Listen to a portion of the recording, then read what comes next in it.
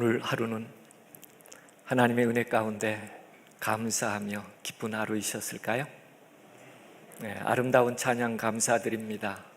우리가 구하는 것보다 항상 더 좋은 것으로 주시는 하나님이시기에 영광과 찬양과 존귀를 받으시기에 합당하신 것 같아요. 한 주간 저희를 인도하신 선한 하나님께 감사드리며 주제입니다. 늦가을에 거울을 보다. 오늘도 함께 말씀을 살펴볼 때에 제가 여러분에게 드리는 말씀보다 하나님께서 여러분의 마음속에 들려주시는 그 세미한 음성을 들으며 하나님과 함께하는 귀한 시간 되기를 주님의 이름으로 기원합니다. 오늘 주제는 증거의 모순을 보다라는 주제입니다. 5번째 시간인데요, 계명으로는 9번째 계명입니다. 내 이웃에 대하여 거짓 증거하지 말지니라. 예수님께서 산상수훈 가운데 말씀하시면서 우리에게 다시 묻는 질문이 있었습니다. 그게 내가 남보다 더 아는 것이 무엇이냐? 내가 남보다 더 가진 것이 무엇이냐? 내가 남보다 더 믿는 것이 무엇이냐라고 묻지 아니하시고 너희가 남보다 더 하는 것이 무엇이냐? 그래서 우리가 다시 한번 생각해 봅니다. 우리가 하는 것의 근거는 어디에 있으며 왜 그 행위를 해야 하는가 하는 명제들입니다. 예수님께서는 산상수훈을 말씀하시는 도중에 5번째 내가 다시 너희에게 이르노니 라는 말씀으로 그동안의 유대사회에서 익히 알았고 하나님을 공경하는 예는 이것이며 아주 상식적이고 합리적인 그리스도인의 삶이라면, 그 당시 하나님의 백성이라면 이렇게 살면 된다는 유대의 전통과 계율들이 있었습니다. 그런데 예수님께서는 너희가 이렇게 하는 이야기를 들었었지만은 그러나 내가 다시 너희에게 말하는데 이렇게 하는 것이 더 아름답다라는 말씀을 하셨어요. 그 중에 33장과 34절에 또 옛사람에게 말한 바 맹세를 하지 말고 내 맹세한 것을 주께 지키라 하였다는 것을 너희가 들었으나 나는 너희에게 이르노니 도무지 맹세하지 말지니. 말이 앞서고 행함이 없는 삶은 의미가 없다고 예수님께서 말씀하십니다. 우리는 줄곧 의욕이 앞서죠. 자꾸 말하기 시작합니다. 그러나 그 말한 것을 실행하지 못할 때 오는 실수들과 허물들이 있죠. 예수님께서는 말과 행동이 일치하는 사람이 되라고 말합니다. 그렇지 못할진대 아무에게도, 하늘로도 누구에게도 맹세하지 말고 마음 먹은 일이 있거든 그냥 최선을 다하여 선한 삶을 살아가는 것이 더 합당하다, 이렇게 예수님께서 말씀하셨어요. 그런데 우리 삶에는 너무 익숙해요. 거짓말하는 것이 능력이라고 늘 그렇게 사회에서 가르침을 받았기 때문에 지금도 한순간 우리도 모르게 우리 입이 내가 마음으로는 그렇게 하지 않아야 되는데 그렇게 말하고 마는 일들이 얼마나 많은지 모릅니다. 우리가 지금 한 주간 연말 기도주일에 기도하는 마음으로 살펴본 거울로 비춰지는 것처럼 율법에 비춰진 우리의 삶을 볼 때 5번째 계명부터 7번째 계명까지는 신체적이고 도덕적 생명 가치가 어디에 있는가 하는 부분을 예수님께서 말씀하셨다면, 8번째 계명이 사유재산 보호와 소유 권리에 대한 계명이었다면 9번째 계명, 오늘 우리가 함께 나누려고 하는 것은 사람의 품성과 평판을 보호하는 계명입니다. 그래서 물질적이며 사회적 품성의 가치가 어디에 있으며 하나님은 이와 같은 아름다운 품성의 가치를 통하여 어떻게 영광을 받으실 수 있는가. 그래서 이 밤에 다시 한번 기도하는 마음으로 살펴보는 것은 9번째 계명입니다. 시작하면서 이렇게 말씀하셔요. 내 이웃에 대하여 거짓 증거하지 말지니라. 거짓 증거하지 말지니라가 아니라 내 이웃에 대하여. 무슨 의미일까요? 내가 생존해야 되지만 함께 살아가는 내 이웃은 나는 어떤 마음으로 바라보며 대하고 있는가를 먼저 묻습니다. 내가 어떤 표현이라고 하는 언어의 사용보다 내 마음의 자세, 내 이웃에 대하여 라고 예수님께서는 먼저 정의해 주셨습니다. 다시 말하면 두 번째 돌비에 새겨진 이 계명은 내 이웃을 내 몸과 같이 사랑하라 하는 말씀과 함께하고 있기 때문에 그렇습니다. 그래서 마지막 시대에 냉정하고 완고한 세상에서 하나님의 나라가 어떻게 그의 백성들을 통하여 따뜻하고 아름다운 하나님의 나라로 이루어질 수 있는지, 그런 삶을 내 삶에서 실현해 가고 있는지 이 계명은 우리들에게 다시 묻고 있으며, 그 계명의 앞에 거울로 보는 것처럼 우리의 언어 생활을 살펴보라, 그렇게 말씀하고 계십니다. 특별히 십계명 가운데 언어의 사용, 말과 관계된 두 계명이 있습니다. 첫 번째는 세 번째 계명이죠. 너는 너의 하나님 여호와의 이름을 망령되이 일컫지 말라. 그리고 두 번째 십계명 가운데 언어의 사용과 관계된 내용이 오늘 우리가 함께 보는 내 이웃에 대하여 거짓 증거하지 말지니라. 그만큼 언어 사용이 그리스도인의 삶에 중요하다는 것입니다. 하나님에 대해서도, 그리고 함께 생활하는 우리의 이웃에 대해서도 나의 언어 생활은 순결하고 고결하며 용기와 희망을 가져다 주는 것인지, 우리가 어떤 언어 사용을 통하여 하나님께 영광을 돌릴 수 있는지 다시 한번 하나님의 계명 앞에 우리 자신을 비춰보는 것입니다. 왜 그럴까요? 언어는 하나님 그분을 계시하시는 수단이죠. 그래서 예수님께서도 이 땅에 오실 때 태초에 말씀이 계셨고 그 말씀이 하나님과 함께 계셨다고 그렇게 소개하고 있습니다. 하나님을 계시하는 수단에 동일하게 우리가 이 세상을 살아가고 있으면서 우리가 사용하는 언어는 나의 의사를 표현하는 것이 아니라 하나님을 계시하고 있음을 기억해야 합니다. 그게 우리가 계명 앞에 설 때의 우리의 진정한 모습이라고 말씀드릴 수 있을 것입니다. 아홉 번째 계명은 소유보다 가치 있는 품성과 명성을 다루는 계명입니다. 재산을 훔치는 것보다 더 나쁜 훔침은 이웃의 품성을 훔치는 것입니다. 파괴력은 아주 큰 것이죠. 한 봉사자가 선한 의도로 이웃 할머니를 최선을 다해서 살펴봅니다. 그런데 주변에 아주머니 한 분이 이런 말을 시작했어요. 아, 그 사람 무슨 돕기는 도와, 다 돈 벌려고 하는 짓이지.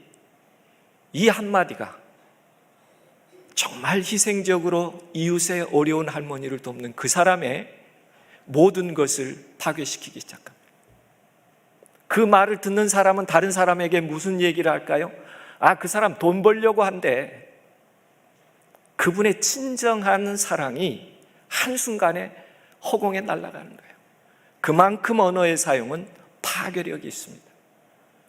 그래서 우리는 언어라고 하는 것을 다시 한번 생각해보고 더 깊이 기도해보고 그 말의 힘이 나와 세상과 하나님의 나라를 어떻게 대변할 수 있는가 하는 측면에서 이 계명 앞에 서보는 일이 필요합니다. 품성은 내 자신이에요. 그래서 내 자신에 대하여 명성은 다른 사람들의 생각입니다. 타인의 말로 품성의 상처는 불가능하지만은 그러나 타인의 말로 내 인격과 명성의 상처와 해칠 가능성은 얼마든지 있습니다. 이 일은 줄곧 하나님의 관계까지도 파괴할 수 있는 파괴력이 있어요. 그래서 품성과 인격을 무너뜨리는 파괴적인 언어의 사용에 다시 한번 주의하라고 주는 것이 아홉 번째 계명입니다. 단순한 언어가 아니라 이웃에 대하여 품성과 삶을 어떻게 이해하며 옹호할 수 있는가를 말하고 있는 것이죠. 품성과 명성 혹은 명판과 어떤 차이가 있는가? 품성은 하나님의 평가에서 우리의 참된 상태를 품성이라고 말해요. 그런데 명성이라고 하는 것은 이웃의 평가에서 우리의 참된 상태가 어디쯤 있는지를 말하는 것을 명성이라고 할 수 있습니다. 품성은 내 자신 안에 있는 나이며 자신 외에는 그것을 건드리거나 그것을 개조할 수 없는 거예요. 나만이 형성할 수 있는 것이 품성이죠. 그런가 하면 명성은 자신에 대한 이웃의 평가이고 전적으로 이웃의 수중에 있는 것입니다. 품성은 자신의 삶에 의하여 결정되는 매 순간의 일이라면 자신의 명성은 이웃이 매 순간 말로 결정해 주는 거예요. 약간의 차이는 있습니다. 그럼에도 불구하고 명예와 명성, 사람이 가지고 있는 소중한 가치 가운데 하나입니다. 어쩌면 세상의 금보다 더 가치 있는 것이라고 이야기할 수 있습니다. 그래서 성경은 이 명성에 대하여 이렇게 강조하고 있어요. 많은 재물보다 무엇을 선택하라고요? 명성을 선택하라. 명예를 선택하라. 많은 재물도 필요한 것입니다. 현실의 삶에서요. 그러나 하나님은 그 재물보다 명예와 명성을 더 선택할 것이라고 그렇게 제안하고 있습니다. 거짓 증거로 이웃을 해야 할 때 그 근거, 마음의 동의는 어디에 있는가? 성경은 그게 다 사단으로부터 오는 것이라고 얘기하고 있습니다. 물론 가장 신성한 신뢰를 저버리는 것이고 또 누군가 나의 삶에 대하여 폄하하기 시작할 때 그 아름다운 명예와 명성 같은 걸 잠시 잃을 수 있지만 잠시 잃은 것은 회복될 수 있습니다. 그러나 끊임없이 어떤 사람에 대하여 비하하며 부정적으로 얘기한 거짓말들은, 거짓 증거들은 그 사람이 평생 고칠 수 없는 품성이 될 수 있게 누구에게 더 큰 해가 되냐면 내가 그렇게 말하려고 폄하하는 누군가를 손상시키는 사람이 손해를 보는 것이 아니라 오히려 그렇게 말하는 내 자신이 더 큰 손해를 본다고 하는 것을 이해해야 할 것입니다. 그래서 우리는 거짓말이라고 하는 죄, 의도적으로 악하게 표현하는 것은 사단적이라고 얘기하고 있습니다. 왜 그럴까요? 성경이 명료하게 그것이 어디에서부터 오는지를 얘기하고 있기 때문입니다. 진리가 그 속에 없으므로 진리에 서지 못하고 거짓말을 할 때마다 제 것으로 말하나니 이는 저가 거짓말장이요 거짓의 아비가 되었음이니라. 누구의 영이 우리 마음 가운데 작동하기 시작하면, 사단의 마음이 작동하기 시작하면 우리 안에 있는 그것을 드러내서 이 얘기한다라고 얘기하고 있습니다. 진리가 그 속에 없으므로 진리에 서지 못하고 거짓을 말할 때마다 진실을 말하는 것이 아니라 자기 생각을 표현하는 것이요, 그것은 거짓말쟁이라고 소개하고 있죠. 성경은 여러 번 이 부분에 대해서 여호와께서 미워하시는 것이라고 정의하고 있습니다. 거짓을 말하는 망령된 증인에 대하여 거짓 입술은 여호와께 미움을 받아도 거짓 증인은 벌을 면치 못할 것이요. 우리는 가끔 생각해 보죠. 내가 정말 그런 말을 하나?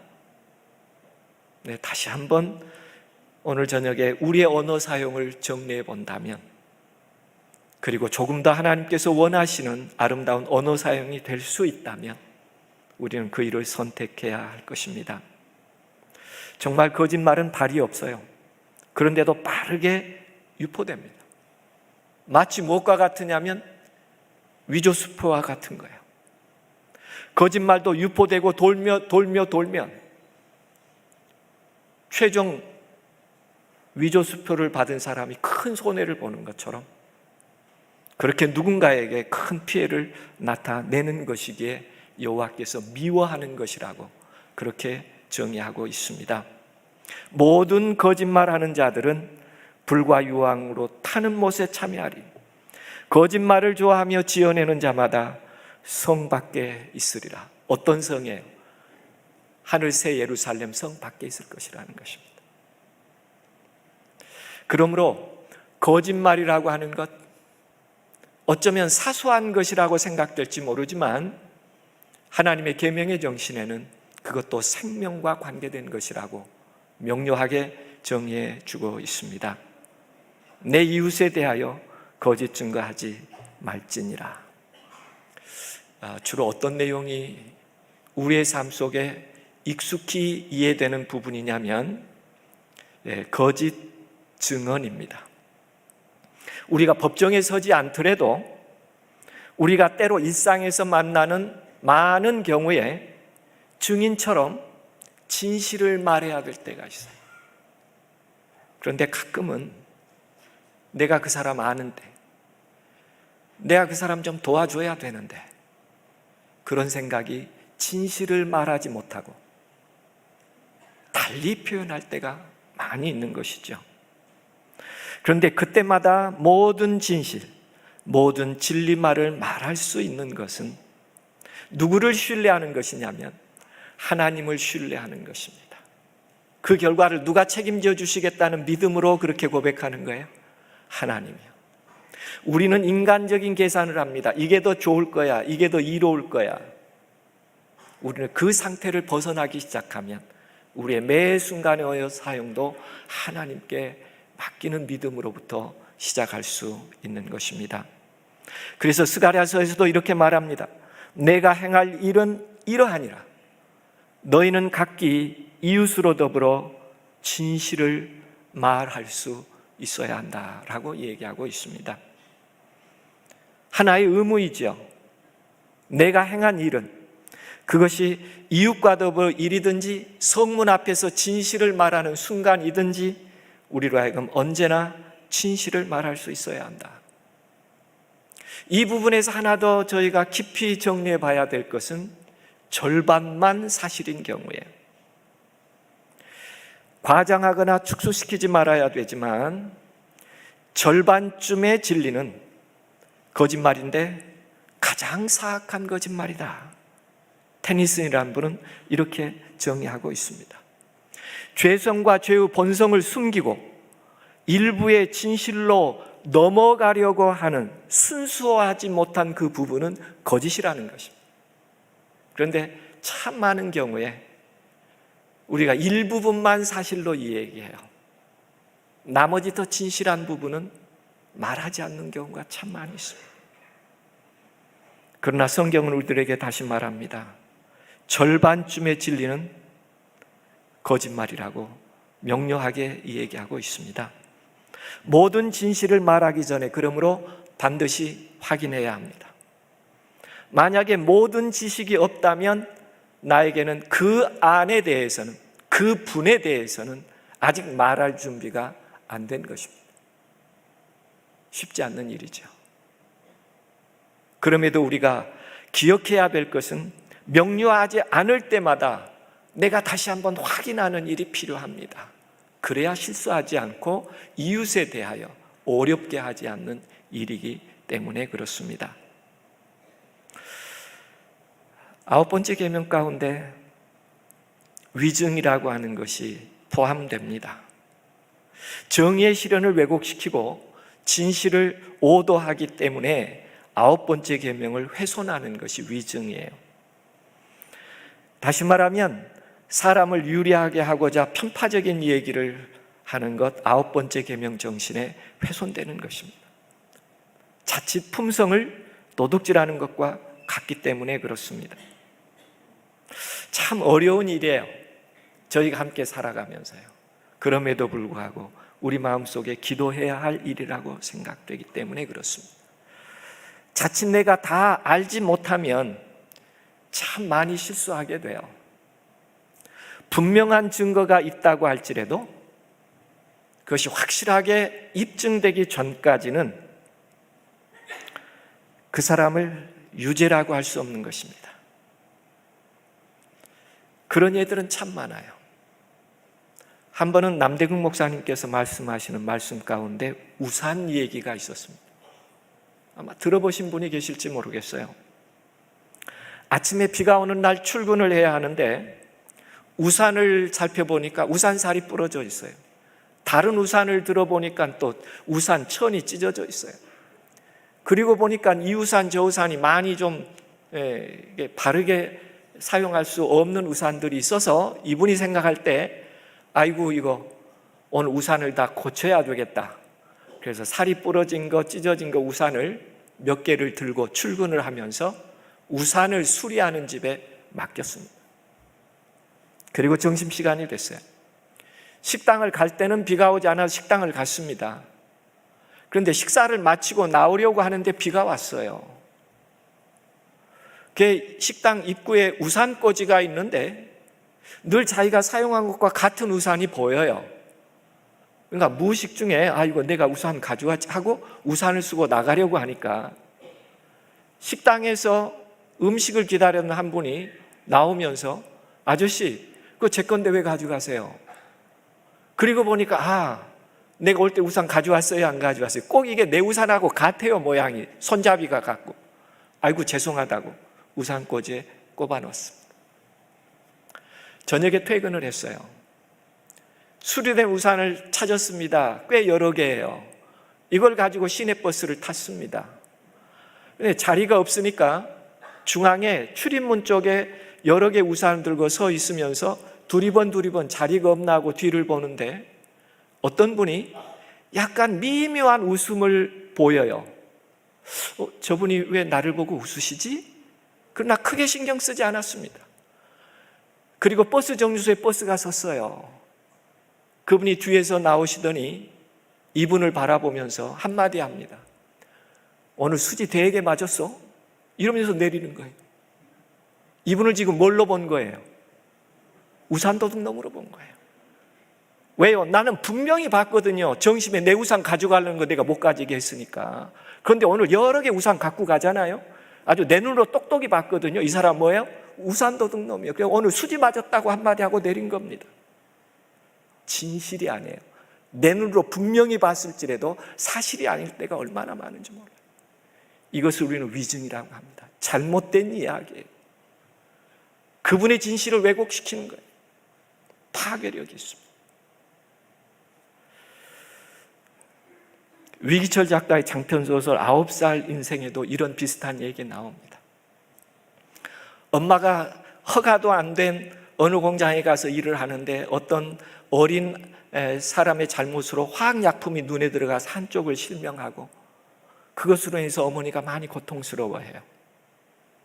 그런데 하루는 이렇게 길을 가다 보니까 안경집이 있는데 엄마에게 꼭 그 안경 하나 써드리면 엄마가 조금 더 덜 부끄러울 것 같다는 생각에 들어가서 물어봅니다. 안경값이 얼마냐고요.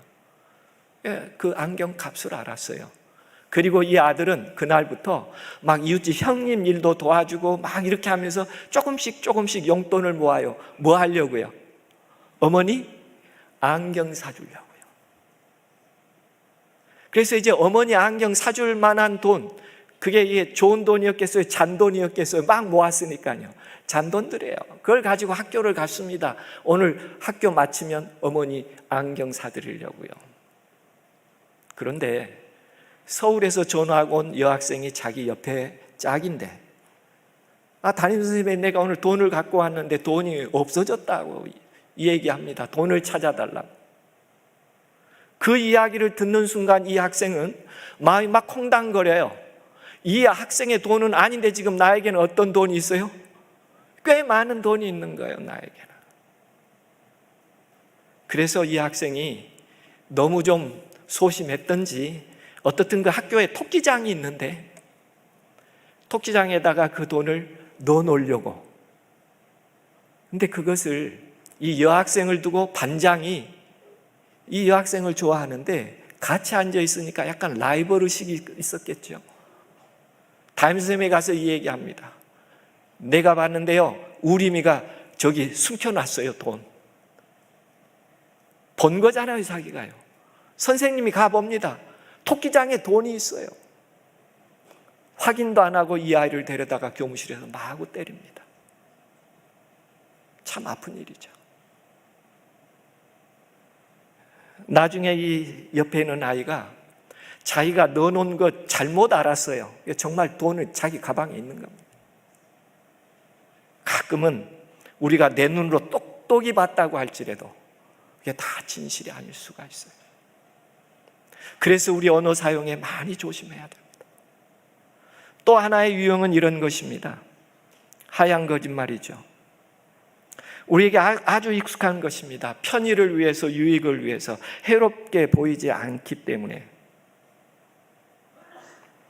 한 학생이 생라면을 좋아해서 생라면을 늘 먹었어요. 그런데 어머니가 아무리 봐도 이 생라면을 먹는 게 좋지 않으니까 아들에게 이렇게 얘기합니다. 너 생라면 그렇게 자꾸 씹어 먹으면 너 성격이 아주 난폭해진다. 그 한마디에 생라면을 먹으려고 하면 어떤 생각이 들어요? 내가 난폭해지면 안 되는, 이런 생각이 들어요. 그리고 나니까 생라면을 한번 먹어보니까 이 침이 찐덕거린 것 같이 또 느껴지는 거예요. 그래서 반성의 일기를 씁니다. 앞으로 생라면 먹겠다, 안 먹겠다고요.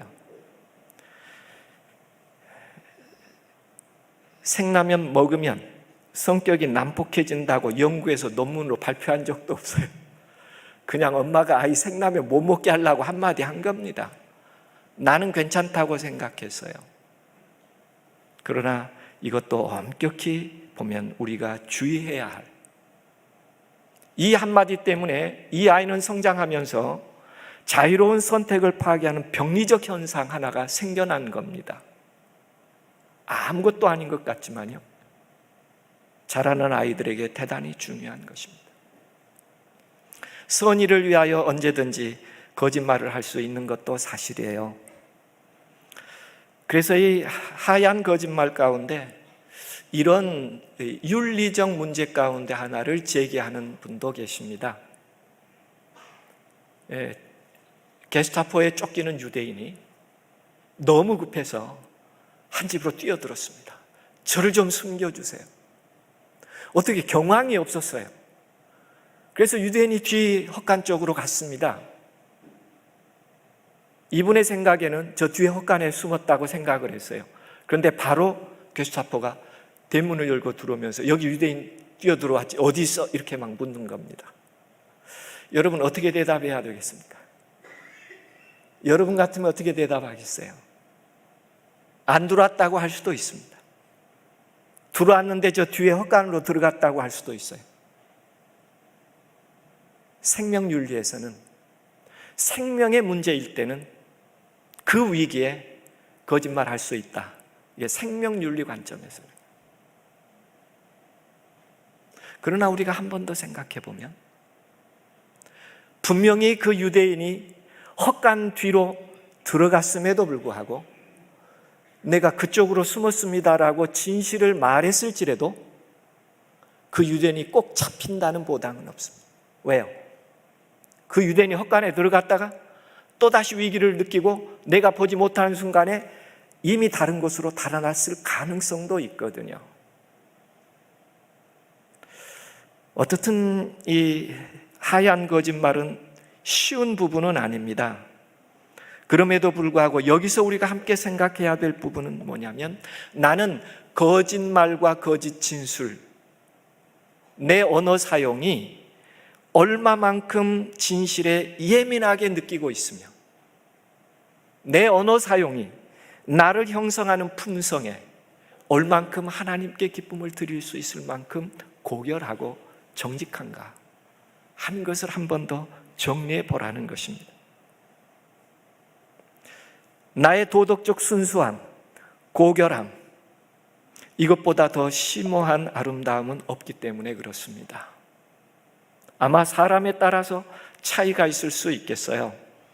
그러나 마음의 영적인 상태가 우리의 삶을 결정합니다.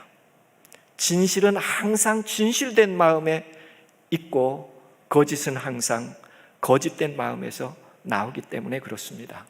그러므로 어떤 품성을 가질 것인가, 어느 정도 내가 영적으로 하나님과의 관계에서 내 언어 사용을 결정할 것인가, 끊임없이 기도하며 조금씩 영적인 능력을 넓혀가는 것이 우리 언어 사용에도 아름다운 것이라고 말씀드릴 수 있겠습니다. 너무 딱딱하니까 영상 하나를 좀 보고 싶어요. 함께 좀 보시겠습니다. 아마 보셨을 수도 있을 거예요. 아빠는 거짓말쟁이라는 것입니다. Daddy is the sweetest daddy in the world.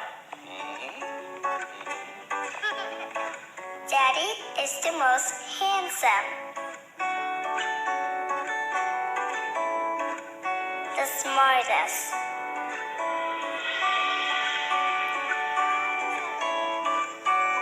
the most clever, the kindest.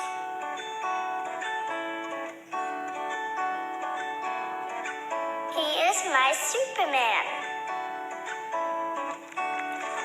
Daddy wants me to do well at school. Daddy is just great, but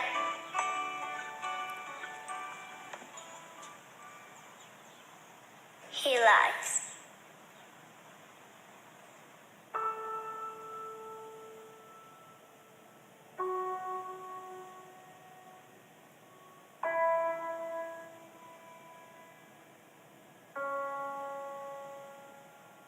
He lies about having a job.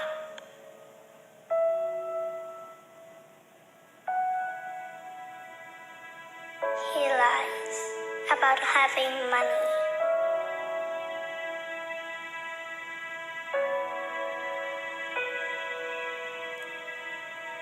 He lies that he's not tired.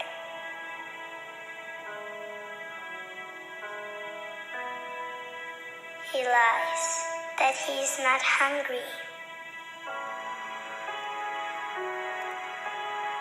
He lies that we have everything.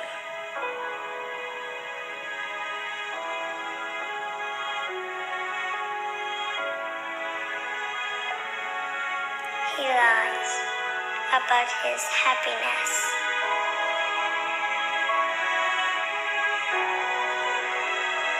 He lies because of me.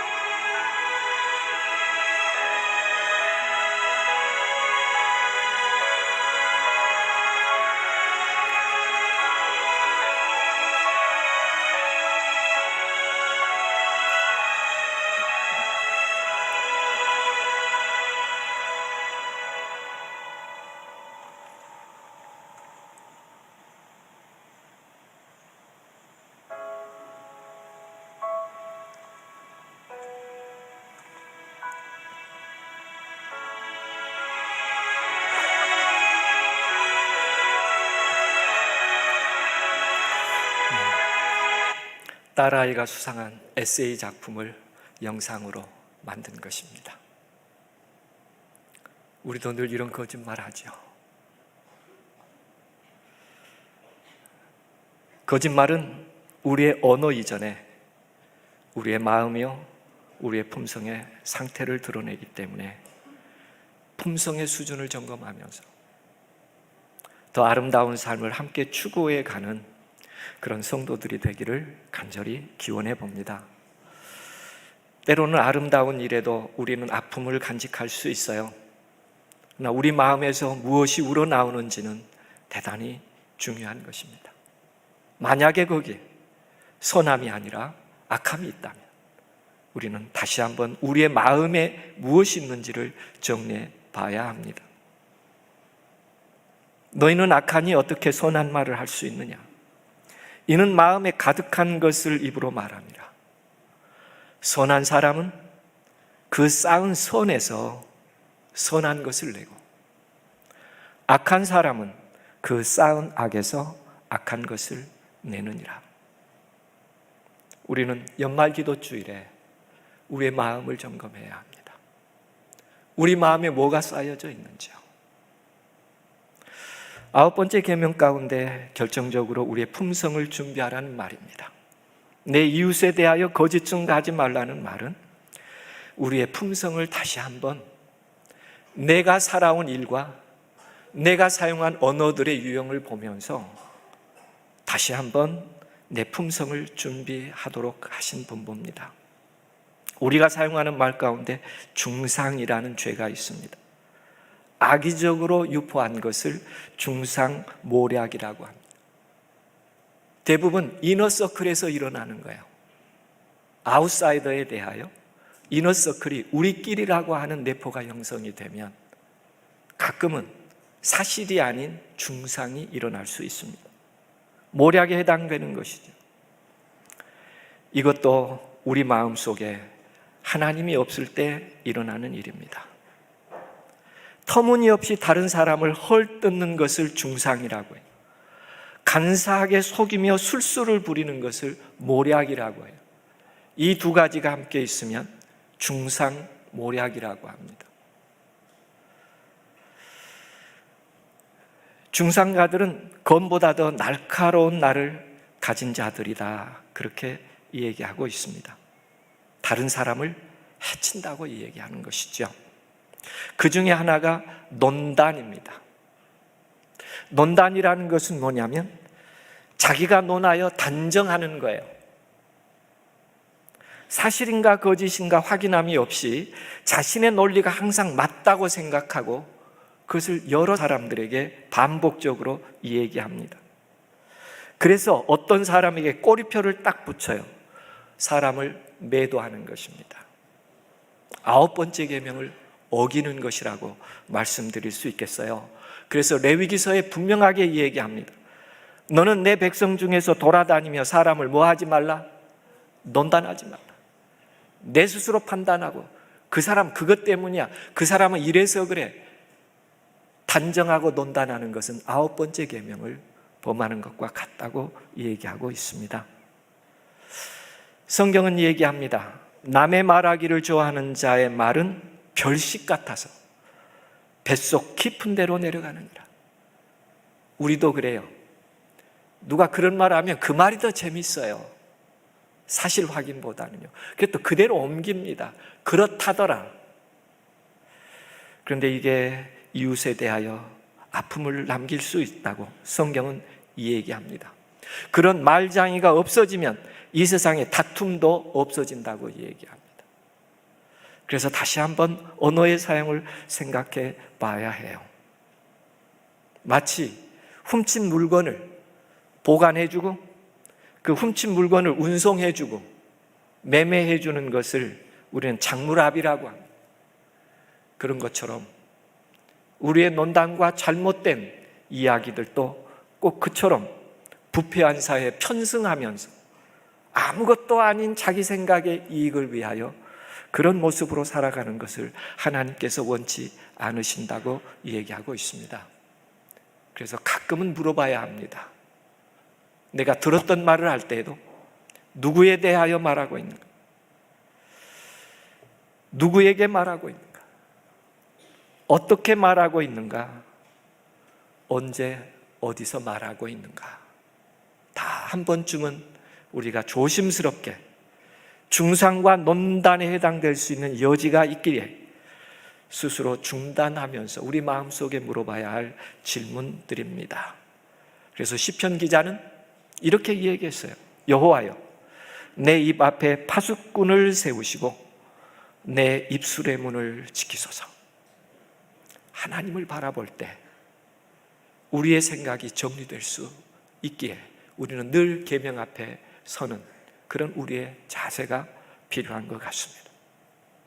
마지막으로 좀 더 살펴볼 수 있는 것은 정의와 진실들만을 말하는 것, 이게 거짓 증거하지 말라고 하는 본 의미입니다. 참 힘들어요. 몇 가지에 있어서 힘드냐면 첫 번째 이런 경우입니다. 누군가 거짓으로 모욕을 받고 있어요. 사실이 아닌 말을 누군가가 그 사람에게 함으로 아주 당혹해하고 있어요. 그런데 나는 그게 사실이 아니라는 것을 알매도 불구하고 침묵하고 있다면 9번째 계명을 범하고 있는 것입니다. 내가 아무 말을 하지 않았다고 할지라도 그 침묵 자체가 거짓 증거하지 말라고 하는 말에 해당되는 거예요. 우리가 흔히 잘못할 수 있는 영역입니다. 내 이웃에 대하여 거짓 증거하지 말라는 말 속에는 누군가가 애매하게, 모호하게 사실이 아닌 그런 일을 계속 얘기하고 있는 걸 알면서도 내가 침묵한다면 그것은 이 9번째 계명에 위한 것이라고 말씀드릴 수 있겠습니다. 또 하나는 넌지시하고 교묘하게 말한 그 말버릇도 9번째 계명을 훼손하는 것입니다. 늘 사단이 그렇게 얘기했어요. 욥이 까닭없이 하나님을 경외하리까. 욥은 정말 하나님을 경외해요. 그런데 누가 이 얘기 들으면 뭔가 하나님과 욥 사이에 뭔가 꺼림칙한 게 있는 것처럼 인식하게 만드는 질문들이에요. 사단은 그렇게 얘기했습니다. 하나님이 너희들은 먹지 말라 하시더냐? 이게 뭔가 하나님이 잘못되고 있다고 그런 뉘앙스로 대화하는 것이죠. 이런 질문들도 9번째 계명을 훼손하는 것입니다. 또 한 유형이 이런 유형이 있어요. 남의 티만을 보는 사람이에요. 그래서 명성에 흠을 내는 거예요. 감동적인 고전 드라마를 보면서 이분은 뭘 보냐면, 제가 동그라미 원안에 해놨습니다. 뭘 차고 있는 거예요? 시계 차고 있어요. 그러니까 무슨 얘기부터 하는 거예요? 무슨 그놈의 시대에 시계 찬 사람이 어디냐? 다 가짜라고. 어떻게 이렇게 남의 흉만을 잘 보는지 모르겠어요. 아주 특별한 달란트를 가진 분들이 계셔요. 이것도 9번째 계명을 훼손하는 일인 것입니다. 다른 사람들의 결점을 찾아내고, 그렇게 하려고 하는 사람은 반드시 찾아낼 수 있습니다. 마치 독수리가 그 고공에서 아름다운 세계를 볼 수 있지만 뭔만을 찾아내요? 죽은 짐승만 찾아내거든요. 그와 같다고 설명하고 있습니다. 우리가 아름다운 이웃들의 품성을 자주 보아야 할 필요가 있어요. 그렇지 않으면 자꾸 흠이 보이기 때문에 그렇습니다. 또 하나는 아첨하는 것입니다. 이것도 9번째 계명을 훼손하는 것입니다. 정의와 진실을 가리기 때문에 그래요. 아첨을 하는 사람이나 아첨을 받는 사람 모두가 다 해로운 것입니다. 왜냐하면 사실을 과장되게 부풀려서 누군가에게 색칠도 되고 평가를 뒤엎기도 하고, 가장 두려워할 것은 그의 적이 아니라 가장 두려워할 것은 나에게 아첨하는 사람을 주의해야 하죠. 나도 잘못되게 되니까요. 그러므로 이와 같은 아첨도 9번째 계명, 그것을 훼손하는 것입니다. 성경 시편 12편에는 이렇게 얘기합니다. 저희가 이웃에게 각기 거짓말을 말하며 아첨하는 입술과 두 마음으로 말하는도다. 주의하라는 것입니다. 이게 9번째 계명을 범하는 일이 될 수 있다고 얘기하고 있습니다. 잠언에서도 29장에 이웃에게 아첨하는 것은 그의 발 앞에 그물을 치는 것이니라, 넘어지게 하는 것이라고 얘기합니다. 우리가 한 해 동안 사용해온 우리의 언어 습관들, 나도 모르게 사용했던 말들을 한번 다시 9번째 계명에 거울 비춰보면서 하나님의 아름다운 품성을 닮아갈 수 있는 저와 여러분이 됐으면 참 좋겠습니다. 그리고 이 9번째 계명은 우리 언어 사용에 있어서 황금률의 정신을 옹호하는 사람이 되도록 우리들에게 이야기하고 있습니다. 사람마다 듣기는 속히 하고 말하기는 더디하며 성내기도 더디하라. 그의 입술을 제어하는 자는 지혜가 있느니라. 성경은 계속 우리들에게 권고합니다. 너는 하나님 앞에서 함부로 입을 열지 말며 급한 마음으로 말을 내지 말라. 마땅히 말을 적게 할 것이라. 그렇습니다. 우리가 사용하는 언어가 늘 하나님께 기쁨과 영광을 돌릴 수 있는 그런 언어의 사용, 그리고 우리 마음에 담긴 하나님의 형상의 회복이 가장 아름다운 9번째 계명의 완성이라고 말씀드릴 수 있어요. 그럼에도 우리는 동일한 마음과 동일한 입에서 찬송과 저주가 나올 수 있고, 성경은 그것이 마땅하지 않다고 우리들에게 소개하고 있습니다. 그래서 우리는 누군가에게 축복이 되는 삶을 살아야 할 필요가 있죠. 한 아버지와 한 아들의 마음의 대화를 나누는 걸 영상으로 한번 보면서 마무리를 하도록 하겠습니다.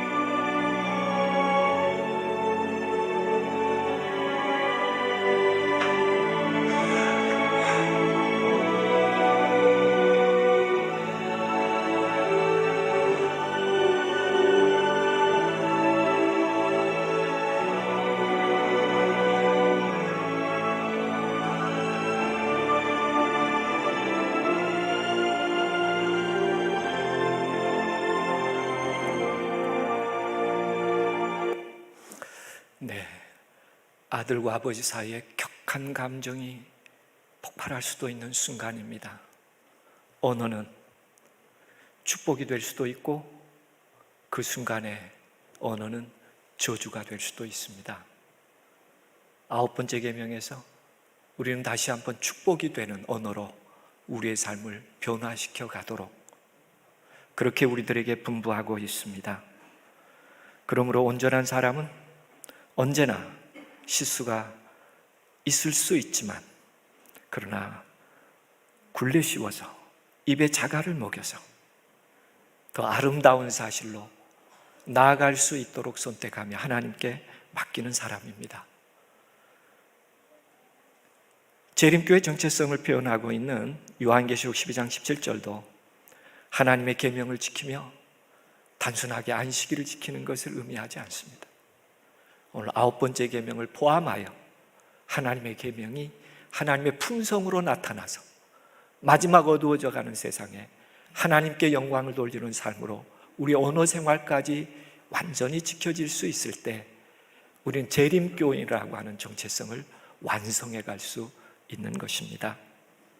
그러므로 성경 마지막에 그 입에 거짓말이 없고 흠이 없는 자들이었더라 라고 기록한 이 아름다운 사실이 2023년을 맞춰가면서 하나님께서 우리를 보실 때 그 입에 거짓말이 없고 흠이 없는 자들이더라 이렇게 아름답게 우리를 받아주실 수 있는 연말 기도주일의 안식일이 되기를 간절히 기원해 봅니다.